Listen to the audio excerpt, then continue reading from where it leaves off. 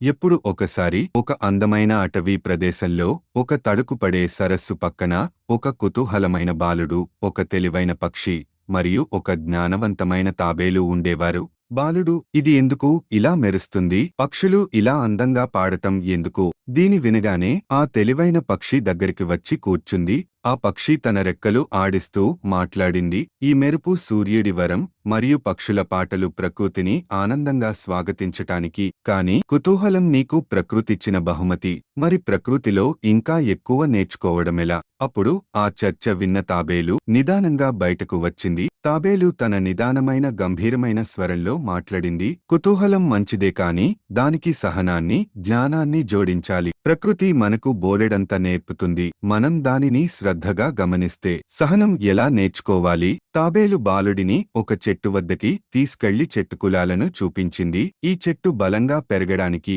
దాని మూలాలు సమయాన్ని తీసుకున్నాయి. త్వరగా పెరిగేందుకు ప్రయత్నిస్తే ఇది పడిపోయేది. దీని నుండి నేర్చుకో. ఇప్పుడు నాకు అర్థమైంది. చెట్టులా నేను సహనంగా నేర్చుకుంటాను. ఆ రోజు నుంచి బాలుడు కేవలం ఆశ్చర్యపోవడమే కాదు, శ్రద్ధగా గమనించి సహనంతో నేర్చుకోవడం మొదలుపెట్టాడు. ధన్యవాదాలు నా స్నేహితులారా. మనమందరం కలిసుంటే ప్రతిరోజు ఒక అందమైన పాఠమవుతుంది.